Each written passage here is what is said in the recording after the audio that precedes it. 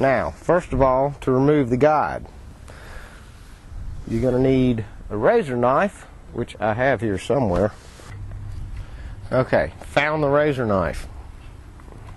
It's best to have all your equipment ready and prepared to do what you need to do. You start on the top of the rod. You do not want to cut down into the fiberglass portion of the rod because you'll weaken that fiberglass in that area, and that's not a good thing. Don't want to have your rod to break when you got the world record bass on. Okay, start towards at the base of the foot of the guide and run across that metal with your razor knife, breaking loose the epoxy. It'll come right off.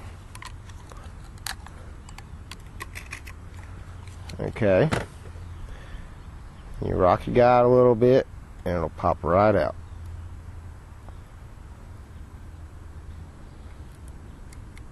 Just like such. Next thing you're going to do is take your fingernail, if you have fingernails, and remove the thread. It'll come right off, right around.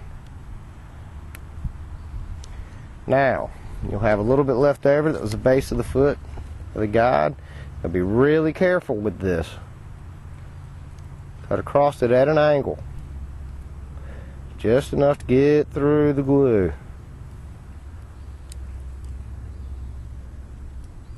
Do your best not to cut the fiberglass of the rod. You slowly peel back threads.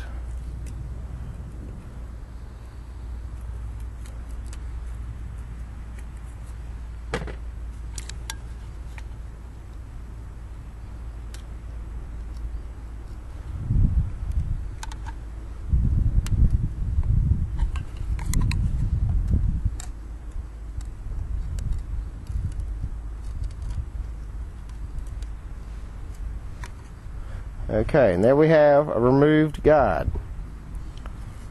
You'll have a little bit of area where the thread and the glue is still on there. Gently scrape that area off. Clean it up. You do not want any glue or any resins left over.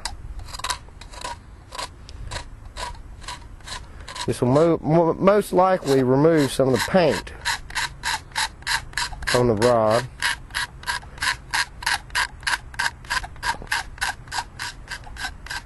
But it's not a problem to paint it.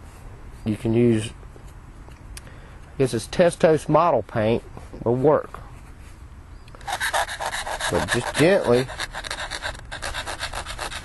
remove any excesses, because you got to have the thread lay evenly on the fishing rod.